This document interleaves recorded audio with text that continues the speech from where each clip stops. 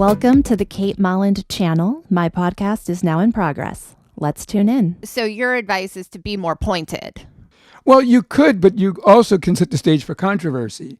You can also set the stage for not so much of a fun meeting. Yeah. But you can keep it fun. You can say, well, I think that's an interesting answer. And so in your opinion, what is the best thing? And have you ever had the best thing? I would want to know, because if you said the next best thing, that implies to me that you did have the best thing at one time. And I want to know what happened to that other best thing. Oh, okay. So what happened to the best thing that's no longer applicable? There you go. Oh, okay. Now, I hope she didn't die of cancer, because if she did, I mean, that's a tragedy. But now I can understand why you're here. Yeah, no, that's it. Okay.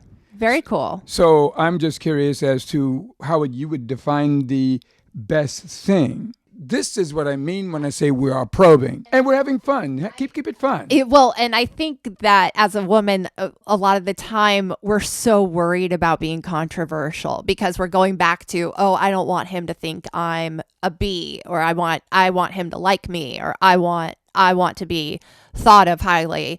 And so we don't want to be controversial. We don't want to be probing. We don't want to come across a certain way because we fear not being liked, and we want to be the picker. So it's not what you don't want, it's what you do want. And so my question is this: is it you don't want to be intrusive, or do you want a good man? I want a good man, and I don't want to waste my time. Well, then obviously you don't want to waste your time and you don't want a good man. So that's where the questions would come in. Okay. Because how a person responds to questions is going to determine an awful lot. Any investigator will tell you that. Any police officer can almost determine what type of person they're talking to by the questions that they're asking the driver. But I could tell you that most police officers have a finesse about how they're asking questions, especially detectives.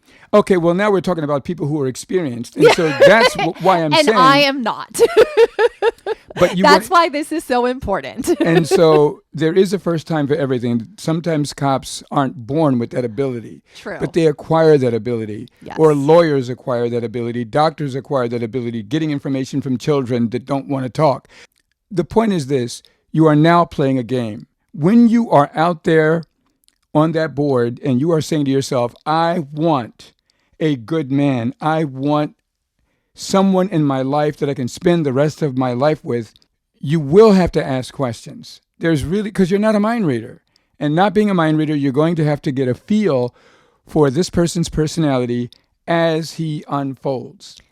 I think that's a great point. And a lot of the times I can recall on like past dates where it's like I kind of let the guy, take the lead and set the pace and kind of set the tone. But then, all the questions ended up being really lame. Like they weren't, who cares if blue is my favorite color or if I like eating my steak medium. Like it's not about those things. It's really about, does my personality get along with yours?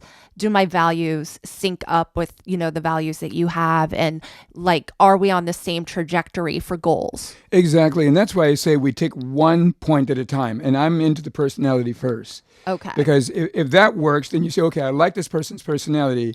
Now let me see what their values are. Now I don't like the values. Okay, this is over.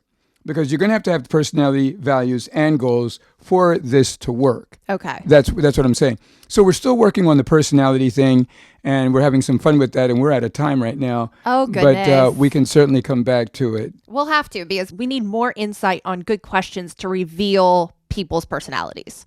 Yes, we do. Chat soon.